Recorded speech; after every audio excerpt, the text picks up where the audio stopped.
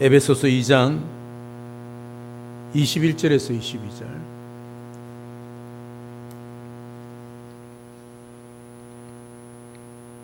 신약성경 312쪽입니다. 에베소서 2장 21절 22절 말씀입니다. 오늘 하나님께서 우리에게 주시는 말씀입니다. 제가 봉독해 드립니다. 그 안에서 건물마다 서로 연결하여 주 안에서 성전이 되어가고 너희도 성령 안에서 하나님이 거하실 처소가 되기 위하여 그리스도 예수 안에서 함께 지어져 가느니라. 아멘. 사랑하는 여러분, 성부 하나님은 지금 어디에 계실까요? 하나님 보좌에 앉아 계시지요. 하나님 나라 보좌에 앉아 계십니다.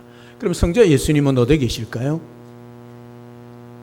하나님 보좌 우편에 앉아 계십니다. 그럼 성령 하나님은 어디에 계실까요?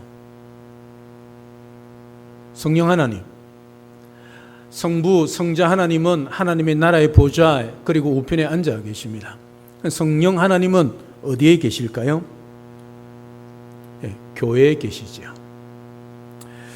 더 구체적으로 말하면 저와 여러분 안에 계십니다. 물론 성삼위 하나님은 우주 만물 안에 편만하시는 동시에 우주 만물을 초월하여 계시는 무소부지하신 하나님이십니다. 없는 곳이 안 계시는 곳이 없다는 뜻이지요. 하지만 성삼위 하나님의 사역을 놓고 말할 때 성령 하나님은 교회 안에 그리고 저와 여러분 안에 계시고 역사하십니다. 우리 몸은 하나님의 성전, 하나님의 영이 함께 하시는 곳 성령의 전입니다. 고린도전서 3장 16절에 너희가 하나님의 성전인 것과 하나님의 성령이 너희 안에 계시는 것을 알지 못하느냐. 고린도전서 6장 19절 20절 너희 몸은 너희가 하나님께로부터 받은 바 너희 가운데 계신 성령의 전인 줄을 알지 못하느냐. 너희는 너희 자신의 것이 아니라 값으로 산 것이 되었으니 그런즉 너희 몸으로 하나님께 영광을 돌리라. 그렇게 말씀합니다. 성전은 하나님의 말씀, 진리가 가득한 곳이지요. 그리스도를 머리로 하고 그리스도의 형상이 세워진 곳입니다. 따라서 우리 마음은 말씀으로 채워져야 합니다. 우리의 삶은 말씀을 행하는 자가 되어야 합니다. 성령님과 함께하는 자, 하나님의 나라를 이루는 자여야 합니다. 따라서 성전에 우리는 오직 하나님께 영광을 돌리는 삶을 살아가야 하는 것이지요. 보잘것없는 허물 많은 부족한 우리들이지만 거룩하신 성령 하나님께서 우리 안에 계시기 때문에 우리는 거룩한 전, 성령의 전, 성전이 되었다는 사실이죠. 그래서 오늘 또 예배 마친 후에 세상을 향하여 나아가 거룩하신 성령님을 모신 자로서 성전으로서의 삶을 살아내며 보여줄 수 있어야 하는 것이 그리스도인의 삶이요 저와 여러분들의 삶이란 것이죠.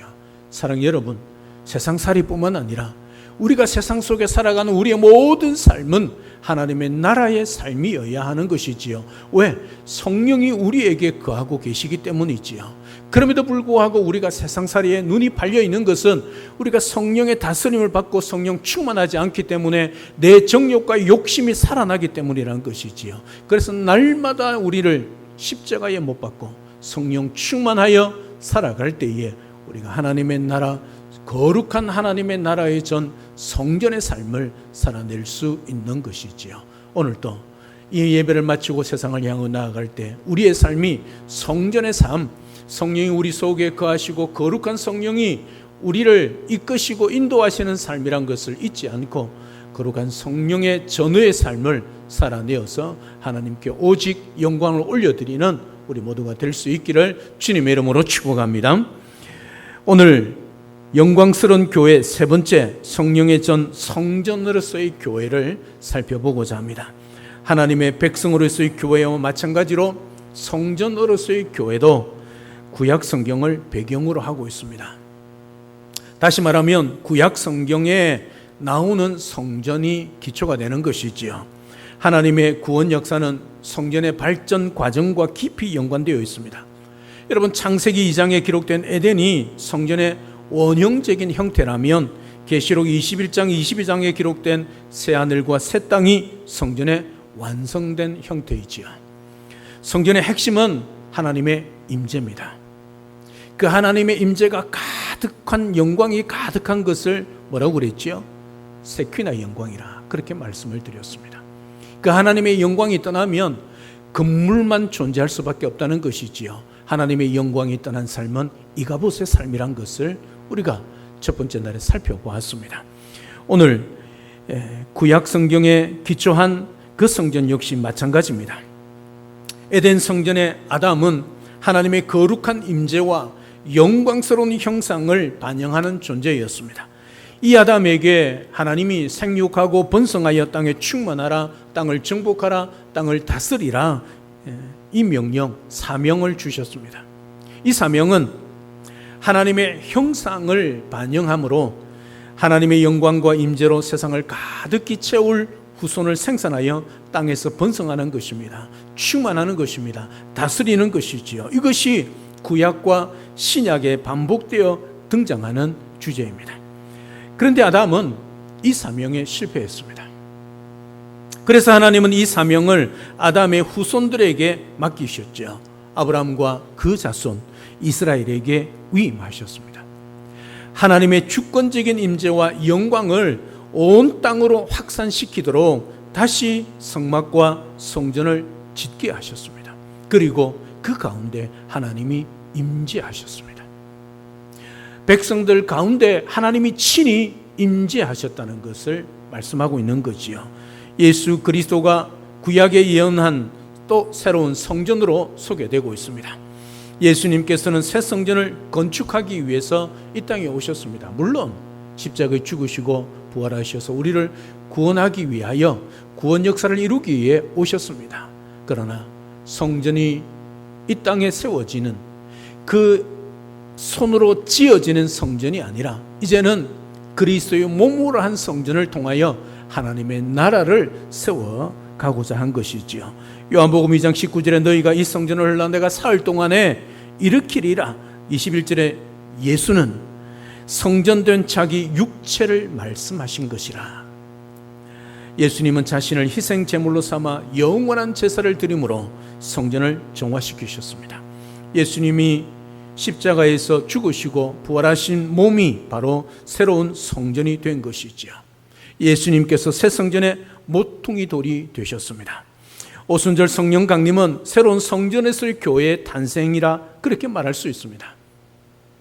구체적으로 그리스도의 몸이 교회를 통하여 역사하시고 그 교회를 통하여 세상 가운데 예수 그리스도를 드러내게 하셨다는 거지요. 사도 바울도 구약 성경을 그대로 살려서 교회를 성령이 충만한 성전이며 만물을 충만케 할 성전으로 이해했습니다. 그것이 바로 오늘 본문의 말씀입니다. 21절 22절입니다. 우리 다 같이 함께 읽겠습니다. 시작. 그 안에서 건물마다 서로 연결하여 주 안에서 성전이 되어가고 너희도 성령 안에서 하나님이 거하실 처소가 되기 위하여 그리스도 예수 안에서 함께 지어져 가느니라. 아멘. 우리의 몸은 하나님께서 주셨습니다. 이 몸 자체가 성화된다는 것이지요. 불신자와 똑같은 몸이지 않습니까? 세상 사람들과 다를 바 없는 몸입니다. 그럼에도 불구하고 우리의 몸은 다르지요. 성전입니다. 거룩하신 예수 그리스도가 그분이 이 몸의 주인이 되었기 때문이죠. 성령의 전, 그리스도의 전이 된 것이지요. 성부께서 그리스도로 말미암아 우리 안에 사시는 것입니다. 우리가 바로 삼위 하나님의 사역의 장소이고 삼위 하나님이 우리 속에 거하시고 사시고 계시기 때문입니다. 그래서 우리는 단순히 성전만이 아니라 거룩하신 하나님의 임재로서의 성전, 다시 말하면 거룩한 교회란 것이죠. 그런데 오늘 본문을 보면 그 교회를 현재 진행형으로 표현하고 있습니다. 동사를 말입니다. 무슨 말입니까? 이미 다 지어진 것이 아니라 지금도 지어져 가고 있다는 것을 말씀하고 있습니다. 21절에 보면 주 안에서 성전이 되어가고 진행형입니다. 되어가고 있다는 것이지요. 주의 성전으로 말미암니다. 22절에 그리스도 예수 안에서 함께 지어져 가고 있다. 그렇게 기록을 하고 있습니다. 교회는 한마디로 말하면 아직 공사 중이란 뜻입니다. 먼지가 날리고 때로는 사고가 일어나기도 합니다. 그러나 계속 만들어져 가고 있는 중이란 것이지요. 여러분 길을 가다 보면 공사 중이란 표지판을 보게 되지 않습니까? 지하철 공사를 하거나 아니면 큰 건물을 지을 때 거기에 편말을 붙이고 공사 중이니까 지나갈 때 조심하라. 빨리 공사를 마무리하겠다. 그런 안에 표지판을 보게 되지 않습니까? 지구상의 어느 교회도 완성된 교회는 하나도 없습니다. 계속 공사 중인 교회란 말이죠. 그렇기 때문에 자기 마음에 드는 교회를 찾아 여기저기 다녀봤자 소용이 없습니다. 왜요? 완성된 교회, 완전한 교회는 이 지상에는 없기 때문입니다. 다른 의미로 공사 중이란 말은 지어져 가기 때문에 계속해서 변화되는 거지요. 성장하고 발전하고 전진해가는 살아 움직이는 교회란 것입니다. 우리 교회가 그래야 합니다. 여러분 한 사람 한 사람이 그래야 합니다. 왜요? 우리는 주님의 몸된 교회이기 때문이지요. 말씀과 기도로 훈련되어지고 계속 성장해 가야 합니다. 계속해서 발전해 가고 전진해 가야 합니다. 교회는 공사 중이기 때문에 망치 소리, 대패 소리, 시끄러운 소리가 계속 들릴지 모릅니다. 왜 우리 교회는 이렇게 시끄러워? 왜 저 교회는 저럴까? 당연하지요. 공사 중이기 때문입니다. 그래서 실망하고 낙심하지 마십시오. 나도 지어져 가고 있고 상대방도 지어져 가고 있고 다른 교회도 지어져 가고 있기 때문이지요. 그래서 우리는 언제나 성령 안에 거하며 성령께서 인도하심을 따라 임재하심을 따라 살아가야 합니다. 내 뜻대로 살아가면 그 공사 중에도 부딪히게 되고 또 다투게 되고 또 무너지고 때로는 아픔을 겪게 되기 때문이지요. 공사 중에는요 조심해야 합니다. 서로 협력하고 힘을 모아야 됩니다. 한 마음이 되고 한 뜻이 되어야 합니다. 그렇지 않습니까? 망치를 달라는데 벤치를 주고 못을 달라는데 다른 것을 주면 되겠습니까? 그렇지 않습니다. 서로 마음을 맞추어서 공사 중인 교회를 든든히 세워져 가야 하는 것입니다. 그래서 주님은 우리에게 말씀합니다. 건강한 자에게는 의원이 필요 없고 쓸데없지요. 어떤 자에게 의사가 필요합니까? 병든 자에게 말입니다. 참으로 우리 영동 중앙교회는 함께 지어져 가는 교회, 서로 믿음과 선행으로 격려하며 밀어주고 당겨주고 사랑으로 하나된 교회, 서로를 내어주며 한 몸을 이루는 그런 교회로 세워져 가야 합니다. 그래서 우리는 내 입장에서 뿐만 아니라 상대방의 입장에 서서 우리는 언제나 이해하고 때로는 받아들이고 때로는 돕고 때로는 섬기며 사랑하며 살아가야 합니다. 말씀드리지 않았습니까? 제 앞에 지금 숫자가 9가 있습니다. 9란 숫자가 제 앞에 있습니다. 여러분은 무엇으로 보입니까? 제 앞에 9가 있다니까요. 여러분들을 보면 몇으로 보입니까? 6으로 보이지요. 진리입니다. 제가 볼 때는 9입니다. 여러분들 볼 때 뭐예요? 100% 뭐예요? 6입니다. 그렇지 않습니까?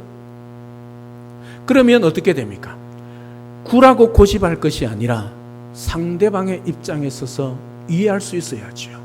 내 자리에서 내려와서 상대방의 입장에 서면 9가 6으로 보일 수밖에 없는 것이지요. 이게 함께함의 능력입니다. 이게 역지사지지요. 주님의 몸된 교회는 그리스도를 몸으로 하고 지체가 되었기 때문에 우리는 그렇게 살아가야 합니다. 내 입장에 내 경험과 내 고집으로 서면 여러분 사실 맞습니다. 진리 아닙니까? 100% 구입니다. 제가 볼 때는. 그럼에도 불구하고 상대방의 입장에 서서 보면 6이 될 수 있다는 것이지요. 여러분 이것이 주님의 몸된 교회를 세워갈 때에 필요한 마음가짐이요, 또 성령으로 충만하면 성령께서 우리에게 지혜를 주셔서 그것을 깨닫게 하시는 거지요. 그런데 성령 충만하지 않고 주님이 몸이 되지 않고 머리가 되지 않으면, 내 중심이 되기 시작하면 끝까지 고집합니다. 왜요? 맞기 때문입니다. 굽니다. 변하지 않은 굽니다. 그래서 그 고집을 꺾지 않지요. 그래서 어떻게 해요? 싸웁니다. 때로는 어떻게 해요? 상대방을 힘들게 하지 않습니까? 그래서 서로 다투기도 하고, 나 이 교회 안 나와, 나 옮길 거야, 그렇게 되는 것이지요. 여러분, 어떻게 이런 일들이 일어날 수 있습니까? 우리가 주님의 몸된 교회 아닙니까? 그럼에도 불구하고 이런 일이 일어날 수밖에 없는 것은 공사 중이기 때문이란 것이지요. 여러분, 공사 중에는 시끄러울 수밖에 없습니다. 때로는 보기 흉할 수 있습니다. 그럼에도 불구하고 우리가 그리스도의 완성된 교회를 향하여 나아가고 있고 지어져 가고 있다는 이 사실만 우리가 명확하게 이해하고 안다면 충분히 그럴 수 있지. 그리고 우리가 성령의 인도하심과 성령의 도우심을 더 구하게 되는 것이죠. 성전으로서의 교회는 지금도 함께 지어져 가는 교회란 사실을 기억하고 언제나 서로서로 함께 거룩한 성전으로서의 교회를 세워갈 수 있는 우리 모두가 될 수 있기를 주님의 이름으로 축복합니다. 또한 성전으로서의 교회는 성령 충만한 공동체입니다. 충만에는 두 가지 의미가 있습니다. 먼저 문자적인 의미는 가득하다, 흘러 넘치다는 뜻입니다. 둘째는 비유적인 의미로 지배를 당한다는 뜻입니다. 그래서 사도 바울은 술 취하지 말라, 성령 충만하라, 그렇게 말하고 있지 않습니까? 취한다는 말과 충만하다는 말이 일맥상통, 동일하다는 의미란 말이지요. 다시 말하면 우리는 성령에 취해야 된다는 말이지요. 이 말은 무슨 말입니까? 성령의 지배를 받아야 한다는 뜻입니다. 사람이 처음에 술을 먹지만 술이 취하면 술이 어떻게 해요? 사람을 지배해버리는 겁니다. 그래서 자기의 생각, 자기 의도, 자기의 모든 말이 엉뚱하게 나올 수밖에 없고 엉뚱한 행동을 할 수밖에 없는 것이지요. 우리가 성령에 취하면, 다시 말하면 성령 충만하면 성령의 지배를 받는다는 것이지요. 성령의 지배를 받으면 우리는 이 세상의 욕심대로 살고 싶은데 성령께서 우리를 어떻게 해요? 다스리고 지배하셔서 성령 하나님이 원하시고 기뻐하는 말씀의 삶으로 살아갈 수 있게 하신다는 뜻이죠. 오순절 성령 강림을 시작해서 신약 교회가 탄생했습니다. 오순절 성령 강림으로 말미암아 교회가 탄생했다는 것은 성령 충만한 공동체로 출발했다는 말입니다. 다시 말하면 구약 성전에는 하나님의 영광, 쉐키나 영광이 떠나면 이가봇이 되는 삶이 될 수밖에 없다 그랬습니다. 그래서 나중에 어떻게 해요? 그 성전이 할례받지 못한 이방인들의 손에 짓밟히고 무너지지 않습니까? 거룩한 하나님이 거하는 성전이었습니다. 그럼에도 불구하고 하나님 스스로 그 성전을 포기하지 않습니까? 신약 성경, 신약 교회도 마찬가지입니다.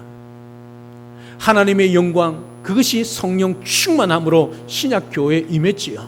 다시 말하면 교회가 성령 충만하지 않으면 우리는 쉐키나 영광의 삶을 살지 못하고 이가봇의 삶을 살 수밖에 없다는 사실이 있죠. 여러분, 우리가 어떻게 우리의 육신을 통제하고 우리의 욕심과 정욕을 통제하여 하나님의 나라의 삶과 말씀의 삶을 살아갈 수 있겠습니까? 여러분이 백날 첫날 아무리 결단하고 헌신해도 여러분 그렇게 살 수 없습니다. 성령 충만한 공동체로서 성령이 우리에게 임하시고 우리를 지배하고 다스려야만 우리가 그런 삶을 살아갈 수 있는 것이지요. 여러분, 사도 바울도 그렇게 고백하지 않습니까? 로마서 7장에 내가 성령이 내 속에 거하고 내가 성령의 전인 삶을 살아감에도 불구하고 날마다 내 삶은 육신을 따라 사는가? 그것 때문에 바울이 얼마나 하나님 앞에 고민하고 갈등을 느꼈습니까? 여러분, 성령 충만하지 않으면 그 어느 누구를 할지라도 이 세상 속에 욕심대로 살아갈 수밖에 없습니다. 내 정욕대로 살아갈 수밖에 없습니다. 교회가 교회다워 하나님께 영광을 올려드릴 수 있는 길은 내가 열심을 내고 하나님 앞에 결단하고 헌신한다고 되는 것이 아니라 성령 하나님께 붙들려야 한다는 사실이죠. 그래야만 우리의 삶이 내려지고 죽어지고 성령께서 우리를 통하여 거룩한 성전의 삶을 이 세상 속에 드러나게 역사하신다는 것이죠. 신약 성경의 신약 교회의 핵심은 성령 충만입니다. 구약 성전에 있어서 가장 중요한 핵심이 바로 하나님의 임재, 충만한 영광이 드러나는 것이라면, 쉐키나 영광이라면 신약 성경은 성령 충만입니다. 성령 충만이 우리 속에 떠나면 우리는 더 이상 교회에서의 삶을 살아낼 수 없습니다. 그래서 순간순간 우리는 성령 충만해야 합니다. 성령 세례는 예수 그리스도를 믿을 때 단 한 번으로 주어지지만 성령 충만은 날마다 구해야 합니다. 다시 말하면 순간순간 성령 하나님을 찾고 성령 하나님의 다스림 속에 들어가지 않으면 세상이 우리에게 훅 들어옵니다. 정욕대로 살아가게 만듭니다. 기억하셔야 합니다. 그 능력 있는 사도 베드로도 우리 주님 앞에 말씀대로 살지 않으면, 성령 충만하지 않으면 순간에 실수할 수 있다는 거지요. 여러분, 사도행전 2장에 성령 충만한 베드로가 얼마나 큰 역사를 일으킵니까? 안전뱅이도 일으키고 심지어 죽은 자도 살리지 않습니까? 그런 베드로가 사람의 눈치를 보다가, 그지요? 예루살렘에서 유대인 그리스도인이 온다는 소리를 듣고 이방인과 함께 밥을 먹다가 부끄러워서 도망가지 않았습니까? 여러분, 순간순간 성령 충만하지 않으면 우리는 하나님 앞에 바르게 살아갈 수 없습니다. 교회로서 영광스러운 성전의 삶을 살아갈 수가 없다는 것이죠. 이 건물이 교회가 아닙니다. 이 건물이 성전이 아닙니다. 예수 그리스도를 모시고 성령이 우리 속에 거하는 저와 여러분들이 교회란 것이지요. 그래서 오늘도 성령 하나님은 우리에게 역사하셔서 교회가 교회다운 건강한 교회로서 세상 속에 드러나고 또 보이고, 그리고 교회로서의 사명을 감당할 수 있도록 도우신다는 사실이지요. 현대교회의 하나님의 영광이 떠나감으로 교회의 모습을 점점 잃어가고 있습니다. 교회는 본질적으로 성령의 공동체로서 성령 하나님에 의해 주관되고 인도함을 받는 공동체입니다. 그래서 교회가 교회다운가, 건강한가, 정말 하나님께 영광 올려드리는 교회인가, 무엇을 보면 알 수 있는가 하면 성령 충만한가, 성령의 지배를 받고 성령의 인도하심을 받고 살아가는가, 날마다 성령 충만함을 구하고 있는가, 여기에 달려 있다는 사실이죠.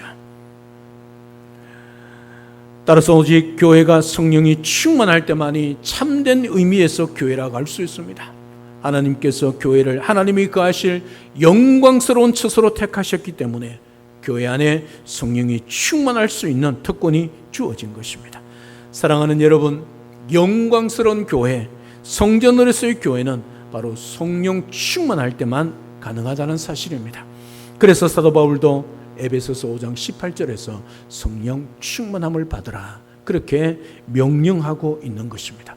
모이는 교회가 성령으로 충만하지 않는다면 흩어지는 교회는 존재할 수 없습니다.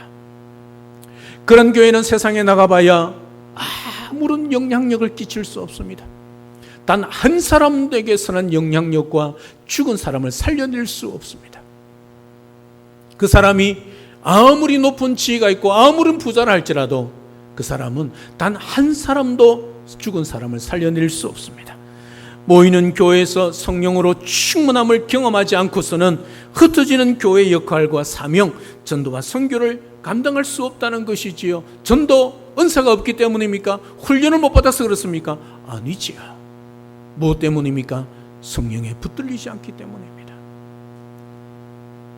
성령에 붙들려야만이, 충만해야만이, 그 두려워서 문을 꽁꽁 닫고 있던 초대교회 사도들이 문을 박차고 나가서 예루살렘 그 한복판에 서서 복음을 전하는 것이지요.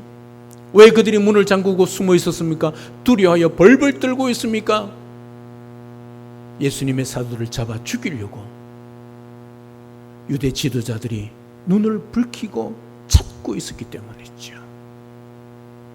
그래서 문을 꽁꽁 잠그고 두려워서 발벌 떨고 단 문 밖에 한 발짝도 떼지 못했던 사도들입니다. 그런 사도들이 성령 충만했을 때 그 문을 박차고 어디 갑니까? 예루살렘 한복판에 서서 주의 복음을 외치는 거지요. 이게 성령의 지배를 받은 자들의 모습입니다. 성령 충만함을 받은 자의 모습입니다. 성령 충만하지 않으면 문을 잠글 수밖에 없습니다. 두려워 숨을 수밖에 없습니다. 어떻게 세상 사람 앞에 서서 예수 그리스도의 복음을 전합니까? 부끄럽습니다. 그러나 성령의 인도하심과 지배를 받고 충만함을 받게 되면 그 모든 것을 떨쳐버리고 동네 한복판에 서서 외치는 거지요. 예수 믿으라고 말입니다. 이게 성령 충만한 교회의 삶이란 것이죠. 사랑하는 영동중앙교회 성도 여러분, 오늘도 매일매일 성령 충만하여 영광스러운 교회, 성전으로서의 교회가 되어서 세상의 소망과 구원의 빛을 비추는 그 특권과 사명을 잘 감당할 수 있기를 우리 주 예수 그리스도로 축복합니다. 할렐루야, 아멘. 살아계신 하나님, 은혜와 사랑을 진심으로 감사를 드립니다. 오늘 성령이 자하는 전 성전으로서의 교회를 우리가 살펴보았습니다. 성령 하나님이 충만히 역사하고 인도하고 지배하고 다스릴 때만이 우리가 성전으로서의 교회, 영광스러운 교회의 삶을 살아낼 수 있음을 오늘 또 우리가 깨닫습니다. 깨닫는 것으로 멈추지 않고 세상 속에 나가서 이제 내 감정이나 내 훈련이나 내 열정이나 내 열심이나 배움으로서가 아니라 헌신으로서가 아니라 주의 성령의 충만함으로 세상 속에서 영광스러운 주님의 몸된 교회, 성전에서의 교회의 사명을 잘 감당해 갈 수 있도록 주의 성령 하나님 충만히 역사하시고 다스리시고 임재하시며 무엇보다도 우리를 지배하셔서 인도하셔서 이 사명 잘 감당하는 영광과 특권을 누려가는 우리 모든 성도들 에게 축복하여 주시옵소서. 예수님의 이름으로 기도드리옵나이다. 아멘.